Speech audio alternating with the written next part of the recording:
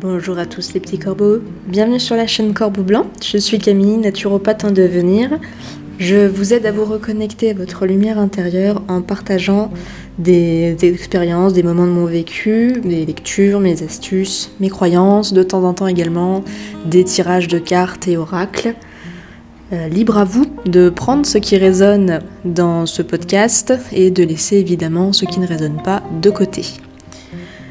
Avant de commencer, juste j'attire votre attention, si vous souhaitez être notifié dès qu'une de mes vidéos sort, cliquez sur la petite cloche et abonnez-vous à ma chaîne pour aussi diffuser un petit peu à tout le monde, à tous ceux qui en auraient besoin. Je vous invite à liker là, dessous, dans la barre, pour que le podcast se diffuse et commenter également. Pour me faire part de vos ressentis, de ce que vous pensez sur le podcast en question, et puis aussi vos suggestions et des sujets que vous voudriez que j'aborde dans d'autres podcasts, et des trucs plus légers, peu importe ce que vous voulez, et puis je vous répondrai si oui ou non c'est envisageable. Voilà, si vous voulez voir aussi plus de contenu, j'ai un compte Instagram et une page Facebook. Vous me trouverez à Corbeau Blanc Soleil, parce que juste Corbeau Blanc c'était pas disponible, donc j'ai rajouté Soleil. Et sur ces comptes je partage des petites astuces de naturopathie et puis des choses qui peuvent revenir aussi dans les podcasts. Voilà. Donc ceci étant dit, on va rentrer dans le vif du sujet.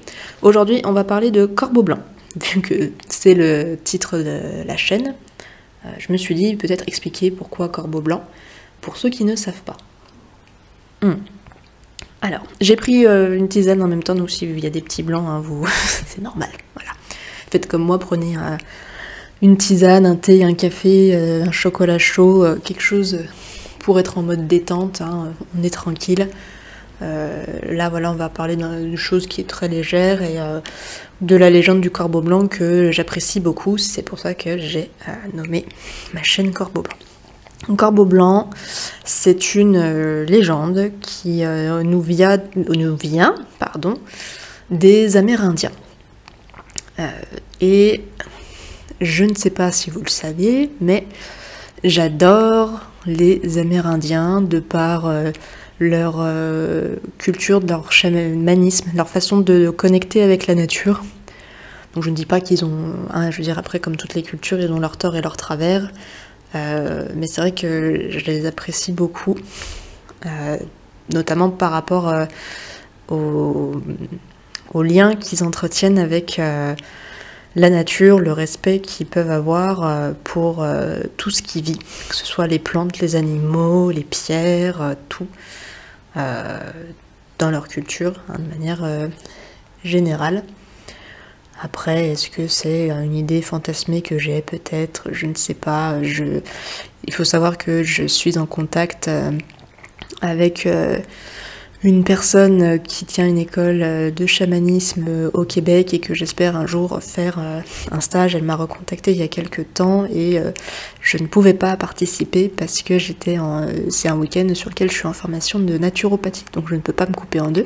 Mais voilà, ça m'a fait très plaisir qu'elle me recontacte parce que ce que j'aime avec cette femme-là, c'est qu'on est sur une école de chamanisme plus, on va dire, qui est déjà amérindienne et qui est plus en accord avec qui je suis, et on n'est pas sur des trucs farfelus qu'on peut trouver en Europe.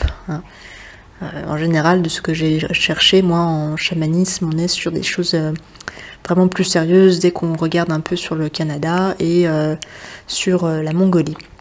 Donc voilà, après, je vais pas m'étaler sur le chamanisme parce que c'est pas le sujet, mais c'est vrai que c'est quelque chose qui me plaît beaucoup, et j'aime aussi les animaux totems qu'ils ont et toutes les histoires liées aux esprits. Donc voilà, et on va parler justement de Corbeau Blanc qui est très important dans leur culture. Alors il y a plusieurs légendes de Corbeau Blanc. Moi je vais vous raconter ma préférée, celle que j'ai vraiment retenue parce qu'on va faire un lien avec la nuit noire de l'âme. C'est comme ça vraiment que moi je le ressens. En fait, dans leur culture, le corbeau, à la base, est blanc. Voilà, d'où corbeau blanc. Hein, ça n'a pas cherché très très loin, c'est pas besoin d'être à Einstein pour retrouver ça. Mais voilà, donc le corbeau est blanc. Et donc, il place, donc c'est une période, alors je crois que même les humains n'existaient pas, mais peu importe, donc il y a un moment, donné dans la chronologie de l'histoire des Amérindiens, il y a un corbeau blanc qui a sauvé, si les humains existaient, qui a sauvé l'humanité, qui a sauvé la Terre, qui a sauvé tout le monde en fait. Pourquoi en fait il a sauvé tout le monde? Parce que il s'est avéré qu'à un moment, le soleil a décliné. Il a tellement décliné qu'il est tombé dans une mare de pétrole. Dans un grand puits de pétrole. Et le soleil était là-bas dedans. Et forcément, vu que le soleil était dans le puits de pétrole, la Terre s'est retrouvée dans le noir complet. Et s'il n'y a pas de lumière, les plantes ne peuvent pas pousser, les animaux meurent. Et ainsi de suite. Et puis les animaux qui se nourrissent d'autres animaux meurent aussi, donc voilà, on a touché le cycle de la vie, donc rien ne va plus. Et donc ce corbeau blanc qui cogite aussi, qui s'inquiète comme tout le monde, prend son courage à deux mains et plonge dans le puits de pétrole pour aller récupérer le soleil. Et quand il remonte, parce que tout le monde, enfin voilà, les gens ils se disent c'est pas possible à part sortir du puits de pétrole. Et en fait, il remonte, il sort du puits de pétrole avec le soleil dans son bec. Donc évidemment, s'il a le soleil dans son bec, vous imaginez bien que c'est un corbeau XXL, hein, où le soleil était très petit, peu importe, c'est une image, hein, mais je trouve ça très beau. Et donc quand il ressort, donc il replace le soleil dans le ciel, et bon, donc le cycle de la vie reprend. En revanche, lui, vu qu'il était dans un puits de pétrole, il est devenu noir. Voilà. Donc, il s'est transformé. Vous voyez ? Alors, pourquoi je fais le lien avec la nuit noire de l'âme ? Parce que là, c'est vrai qu'on est sur une espèce de petit conte mignon, tout plein, où on se dit, ouais, super, le corbeau, il a sauvé le soleil, du coup, il a sauvé la planète, ouais, c'est vive le corbeau. Alors, c'est vrai que déjà, l'approche du corbeau est très différente que de ce qu'on a dans les sociétés occidentales où il est mal vu. Donc, déjà, je l'aime beaucoup, parce qu'ayant eu un corbeau quand j'étais petite, c'est vrai que j'aime beaucoup cette bête, qui est très méconnue en plus. Qui est très affectueuse, contrairement à ce que certaines personnes peuvent croire, mais bref, on va pas s'étaler sur le corbeau en lui-même. Ce que je fais comme lien, moi, avec la nuit noire, c'est que la nuit noire, si on se penche là-dessus, c'est une période de votre vie que vous pouvez traverser, je crois que tout le monde à peu près la passe, hein. C'est un moment vraiment de vide dans votre vie qui est très très sombre. Donc justement, c'est là, moi je fais le lien avec vous. Vous êtes à la base dans j'ai mon chat qui me déconcentre, qui fait le con, attendez. Donc je reprends, mon chat m'a déconcentré. Donc oui, la nuit noire, en fait, au départ, on va dire que vous êtes dans une phase de votre vie où vous êtes bien. On va prendre, ça commence toujours comme ça, parce que la vie, c'est que des hauts et des bas, évidemment. Donc, vous êtes bien, vous êtes comme le corbeau blanc, vous êtes bien, tout innocent. Voilà, tout va bien dans votre vie, vous ne vous rendez compte de rien, vous vous rendez même pas compte qu'il y a des choses qui vous rendent malheureuse dans la vie. Voilà. Et c'est pour ça que je fais le lien, parce que je dis que vous êtes blanc dans le sens où vous êtes innocent. Vous n'êtes pas taché vraiment par la vie, ou très très peu, donc voilà. Il n'y a pas eu grand chose qui ont permis de vous remettre en question de manière fondamentale. Et un jour, vous savez pas pourquoi dans votre vie, le sort s'acharne.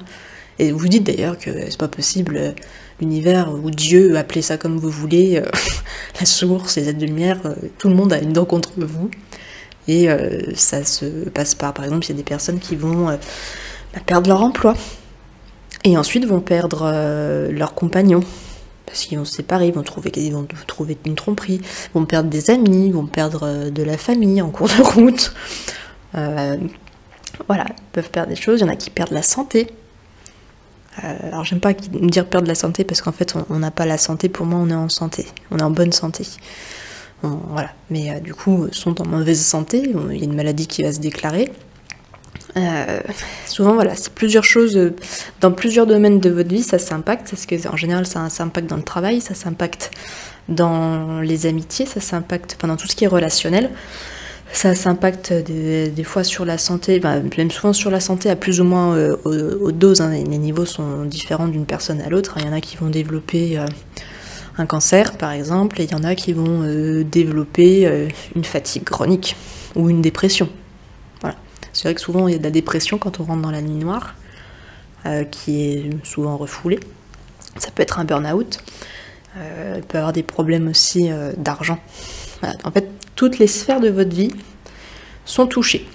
Hein, c'est comme quand on fait des tirages de cartes, il y a le sujet travail, le sujet amour, le sujet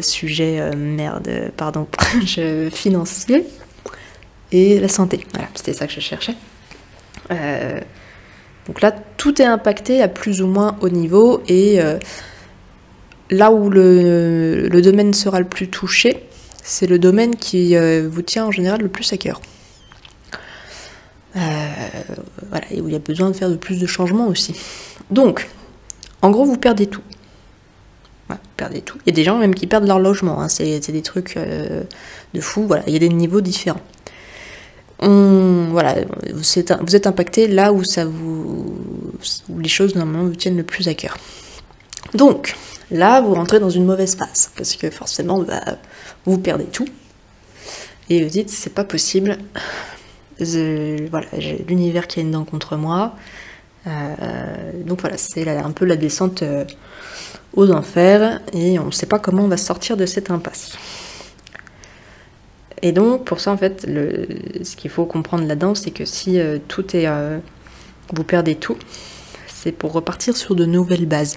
Mais pour partir sur de nouvelles bases, déjà, il faut arriver à se remettre en question. Parce que quand vous perdez tout comme ça, le truc, c'est de se dire, voilà, par exemple, par rapport au travail, se dire, voilà, je perds le travail. J'ai essayé de prendre des exemples à moi, parce que bon, la nuit noire, j'estime, je peux me tromper, hein, mais que je l'ai vécu pendant le premier confinement. Premier, peut-être même deuxième aussi, elle a continué. Mais bref. Sur le premier confinement où, au niveau des sphères, j'ai été impactée. Alors, on va remettre les choses en contexte. Donc, je travaille encore, là, je suis en phase de reconversion professionnelle, mais je travaille encore donc, dans le milieu de l'hôtellerie, poste à responsabilité. Je m'entends bien avec mon employeur, donc le problème ne sera pas ça. Célibataire à ce moment-là, en bonne santé, une belle énergie, hein, vraiment beaucoup d'énergie, et financièrement à l'aise, hein, vu que poste à responsabilité, et relationnel, quelques petits accros et tout, mais rien qui vraiment puisse faire qu'il y avait une ou deux petites choses effectivement où, au niveau relationnel ça allait déjà pas, mais c'était pas cumulé, on va dire ça comme ça. Donc au niveau travail ça va, au niveau relationnel grosso modo ça va, même s'il me manquait relations amoureuses qui j'aurais quand même bien aimé effectivement. Mais voilà, donc à ce moment-là j'ai envie de dire tout allait bien. Travail ça allait bien, les relations amicales, professionnelles avec les collègues, avec les proches de manière générale, tout allait bien. Au niveau de la santé, très bonne santé. Et sur l'argent, tout allait bien. Le confinement arrive. Donc encore une fois, je parle de mon vécu, hein, vous, ça peut s'impacter de manière très différente. Le confinement arrive. Donc comme vous le savez, les métiers de l'hôtellerie-restauration ont été fortement touchés, hein, comme les discothèques, comme d'autres secteurs, mais voilà, nous, entre autres, on a été bien touchés par la crise Covid d'un point de vue financier et du travail. Donc ce qui s'est passé, c'est que nous, on a été privés, voilà, donc j'ai été privée de travailler, et ça a eu un impact financier. Parce que j'ai perdu 400, ouais, à peu près 400, 450 € suivant les mois, ouais voilà, par mois. Et quand on a repris un petit peu en chômage partiel et un petit peu en travaillant, donc du coup on était à 250, 200 € de moins par mois. Mais voilà, il y a eu un impact financier réel sur mon train de vie, forcément. Donc oui, assez compliqué à gérer. Ça m'a créé beaucoup d'angoisse d'ailleurs. Au niveau du travail, j'étais tout le temps en train de travailler beaucoup d'heures et je me suis retrouvée à ne rien faire. Donc c'est vrai que c'était très compliqué, j'étais confrontée à moi-même parce que j'habitais seule et que forcément, confinement déjà, vous êtes, on vous confine, hein, c'est le mot. Mais moi j'étais toute seule, à 90 km de mes proches. Donc bon, ça a un peu ajouté une couche. J'ai eu une amie qui commençait à s'éloigner et qui aujourd'hui est complètement sortie de ma vie. Et au niveau de la santé, le fait d'arrêter d'un coup, comme ça, je suis rentrée dans une phase de 3 semaines à ne faire que dormir. Et j'étais fatiguée. Je me levais, je mangeais, j'allais me recoucher. Et forcément, il y a eu de la déprime parce que je pouvais pas sortir comme je voulais, juste rien que pour prendre l'air, hein, parce que pour moi, juste prendre l'air, c'est important. C'est pas forcément sortir, faire des trucs de fou, mais juste prendre l'air. Moi, j'ai besoin d'être à l'extérieur, j'ai besoin d'être en contact avec la nature. Donc, pas forcément tous les jours, parce que rien qu'avec mon travail, je ne peux pas forcément tous les jours, mais bon, quand même, plusieurs fois par semaine, c'est quand même bien, hein, au moins 2 fois. Donc voilà, c'est vrai que moi c'est plus la santé, j'ai envie de dire, alors mentale dans le sens psychologique, où il y a eu des impacts, où effectivement c'était compliqué à gérer. Je pense que j'ai fait une espèce de dépression que j'ai pas voulu reconnaître, hein, que j'ai été en déni dessus complètement. Et voilà, donc c'est vrai que c'était un peu compliqué. Mais, donc, vous allez me dire, c'est pas catastrophique ce qui lui est arrivé. Effectivement, il y a des gens qui vivent des choses un peu plus compliquées que moi. Bon, après, c'est une histoire de perception. Voilà, et de jugement. Bon, moi, je sais que je l'ai mal vécu, et puis ça, après, chacun vit les choses comme il peut. Nul, je dirais, n'est apte à juger ce que j'ai vécu. Et je suis personne pour juger le vécu des autres. Donc ce que ça m'a apporté, parce que voilà, après, on est dans le recul, hein, faut prendre du recul sur soi. J'ai eu du temps, mais jamais je n'aurais pu avoir autant de temps si j'avais été au travail. Et je me suis rendu compte, parce que là du coup il y a eu une grosse remise en question, qu'il y avait plein de choses que je pensais être en accord avec moi dans ma vie, comme par exemple une vie à 200 à l'heure, de courir dans tous les sens, des horaires décalés à cause de mon poste, faire plus, parce que pour remplir, justement, je faisais beaucoup d'heures supplémentaires parce que je pensais aimer ça, mais je me suis rendu compte que c'était parce que ça m'évitait d'être confrontée à ma propre solitude. D'un point de vue relation amoureuse, où je disais tout le temps que ça... il y a toujours un truc qui déconne, mais en fait, c'est juste que mes critères étaient pas en adéquation avec qui j'étais, c'est pour ça que forcément ça pouvait pas le faire. D'un point de vue santé, le fait que je me rende compte que j'avais besoin de dormir comme ça, c'est que j'avais trop tiré sur la corde. Et d'un point de vue argent, avant je ne faisais pas mes comptes. Je dépensais comme je voulais, et puis à la fin du mois, je me disais, je suis à découvert, comment ça se fait? Et là, j'ai appris à faire mes comptes.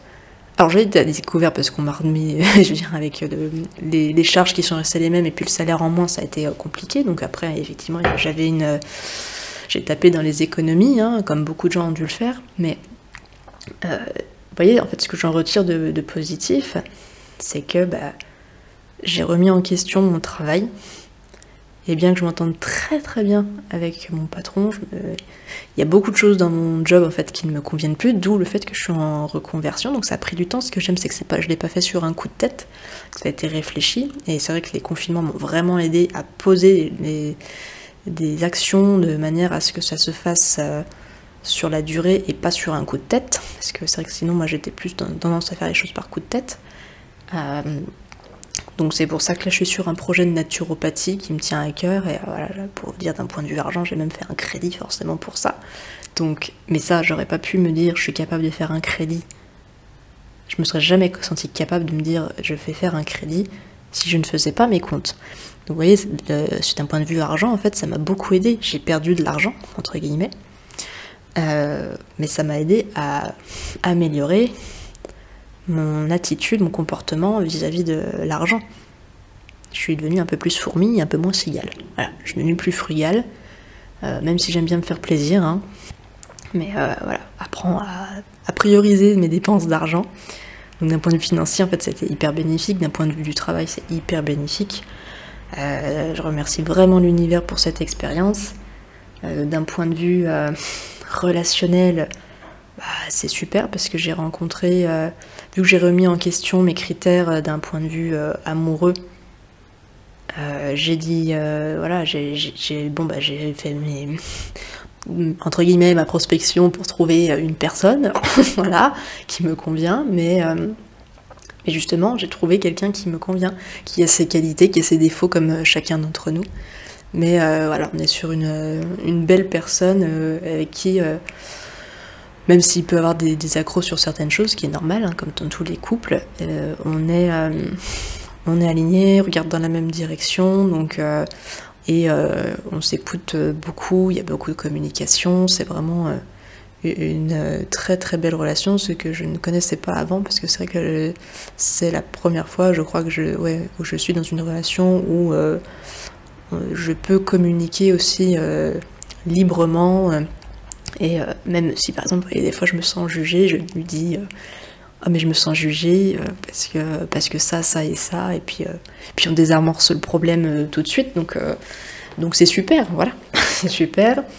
D'un point de vue relationnel avec les autres personnes, donc là par exemple l'amitié que j'ai perdue, qui est sortie de ma vie, j'en suis très triste encore, mais là où avant, j'ai lutté, hein, parce que j'ai envoyé des messages et tout, parce que j'aime pas qu'on me ghoste comme ça, surtout que je pensais pas du tout que c'est comme ça, c'est la vie, mais voilà, donc la personne ne me répondait plus, donc du coup je me disais mais c'est pas possible, j'ai fait quelque chose de mal, et peut-être que j'ai fait quelque chose qui ne lui a pas plu, hein, c'est possible, peut-être que qu'elle s'est sentie, je ne sais pas, abandonnée, rejetée, trahie, je ne sais pas. Voilà, je n'en ai aucune idée de pourquoi cette personne qui me parlait quasiment tous les jours avant, du jour au lendemain, ne m'a plus adressé la parole.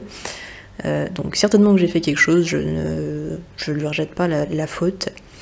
Par contre, j'aurais aimé le savoir quand même le pourquoi du comment, et puis à un moment, en fait, au lieu de continuer à se battre comme ça dans le vent, comme contre des moulins à vent comme Don Quichotte, je me suis dit, voilà, j'ai envoyé un dernier message pour fêter une bonne année en 2021, et j'ai dit que de toute façon, si la personne en question ne me répondait pas, j'en prenais, voilà, je comprenais pas forcément, mais que j'accepterais sa réaction, et je ne reviendrai plus vers elle, je la laisserai tranquille.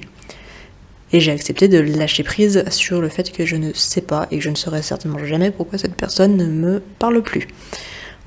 Donc c'est pas pour autant que c'est pas compliqué, parce que je vous dis, je suis encore triste, parce que c'était une très très bonne amie que j'aime beaucoup, hein, que malgré tout j'aime toujours, mais d'un certain côté je n'accepte pas cette attitude, donc j'accepte son choix qu'elle m'impose, et j'accepte de la laisser sortir de ma vie pour me foutre la paix, et pour justement arrêter de me prendre la tête, parce que je pense qu'on est beaucoup à se prendre la tête, donc je lâche, en fait, à un moment je lâche, je n'ai pas la main, j'ai pas de contrôle là-dessus, et que j'accepte que j'ai pas de contrôle là-dessus. De toute façon, il n'y a pas à lutter pour que les gens restent dans notre vie. À partir du moment où vous devez lutter pour, c'est que c'est déséquilibré, et donc il faut laisser la personne partir, même si ça fait mal. Voilà. Donc c'est comme ça. Et puis c'est la vie. Derrière, je rencontrerai des personnes qui sont très très bien. Je commence à discuter d'ailleurs avec des personnes dans les groupes là sur la naturopathie qui sont top. Vous voyez, de toute façon, l'univers n'aime pas le vide. Quand quelqu'un sort de votre vie, il y a quelqu'un d'autre qui arrive. Donc, et ça marche dans tout. Pas forcément les personnes que vous attendez, mais il y a des personnes qui arrivent. Mais voilà, donc mine de rien, c'est que la crise Covid a fait de la place dans ma vie pour m'amener autre chose, notamment au niveau amitié. Et ça a confirmé aussi une très belle amitié que j'ai avec quelqu'un depuis des années. C'est vrai que, vous voyez, au départ, cette personne, j'aurais pas pensé qu'on serait aussi proche à vraiment s'entendre très très bien sur le long terme, à rester en contact. Et pourtant, c'est une personne qui, ça fait 10 ans. Ah, ça doit faire pas loin de 10 ans qu'on est amis et on s'est toujours vus, même si des fois on se voit pas pendant 1 an. À cause de mes horaires par exemple, et puis qu'on n'est pas au même endroit géographique, qu'on a quand même 150 km d'écart, ça aide pas, mais c'est une personne, on est en contact tout le temps, et c'est une très très belle personne, et je suis vraiment heureuse de l'avoir dans sa vie, parce que vous voyez, du coup, dans ma vie, pardon, parce que l'univers, pendant les confinements, a confirmé que cette personne était vraiment mon amie, et franchement c'est top. Et donc on a parlé relations, on a parlé travail, on a parlé finances et la santé.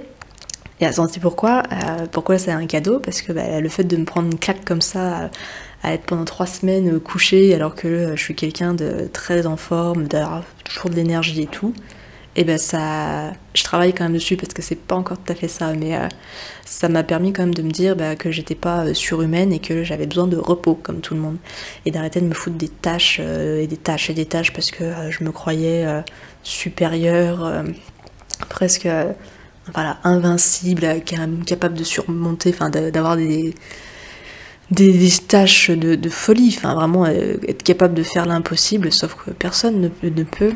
Donc ça m'a permis un peu de redescendre aussi au niveau humilité, hein, mais et d'arrêter, parce que à chaque fois quand j'avais repris le travail, j'étais au bord du burn-out parce que beaucoup de tâches et que je me sentais incapable de faire tout ça, et je me mettais une pression de folie. À un moment j'ai dit stop, on se calme et on relaxe. On relaxe, ce qui n'est pas fait aujourd'hui sera fait demain, et puis c'est comme ça, je n'ai que la capacité d'une personne humaine, donc voilà, et aujourd'hui encore j'apprends à être un peu plus zen, et puis à accepter que j'ai besoin de repos, parce que c'est très compliqué pour moi. Je sais qu'il y a des personnes aussi qui sont comme ça, personnes qui sont dans l'action ont beaucoup de mal à se dire j'ai besoin de repos. Et je prends du temps, je m'autorise à me reposer. J'ai mon compagnon qui aime bien faire des siestes, alors moi j'en ai pas forcément besoin. Mais c'est vrai que des fois quand il me dit que il veut se reposer et tout, moi je vais... des fois je râle parce que je me dis, je comprends pas parce qu'il a besoin d'une sieste, hein, mais d'un certain côté au moins lui il accepte qu'il a besoin de repos, et je trouve ça top. Mais du coup quand il me dit qu'il va se reposer, et que moi je sens que je suis quand même un peu fatiguée, des fois je vais le rejoindre parce que je me dis ah ouais, t'es quand même un peu fatiguée, tu devrais faire comme lui, et puis finalement je fais comme lui. Et quand j'ai pas besoin, et je le laisse faire sa sieste, et puis moi je fais ce que j'ai à faire. Voilà. Et donc vous voyez, tout ça pour dire qu'après vous devenez un corbeau noir, donc vous êtes tout sali, mais vous avez grandi. Voilà. Donc c'est pour ça que je fais le lien avec le corbeau blanc. Et quand vous avez traversé ces épreuves, vous sentez plus fort, plus aligné. Moi je sais que je suis beaucoup plus alignée avec moi que il y a 2 ans, il y a même 1 an. Je tends à être de plus en plus alignée, et je trouve ça fantastique, parce que c'est la voie de l'auto-guérison, et j'accepte de plus en plus d'être qui je suis, sans avoir peur du regard des autres. Donc même si c'est une période qui peut être difficile, je vous souhaite vraiment à tous de vivre cette expérience, parce que ça ne peut vous apporter que des bénéfices. Donc voilà. Donc on arrive à la fin du podcast. Comme d'habitude, je vous laisse mettre des commentaires sur des remarques, des suggestions sur le podcast en lui-même ou sur des choses que vous voudriez que je partage avec vous. Donc n'hésitez pas, moi ça me fera plaisir de vous lire et puis de répondre, hein, évidemment, toujours dans la bienveillance, parce que sinon ça jarte. Voilà, c'est dit. Et je vous dis à bientôt pour un prochain épisode. Ciao ciao.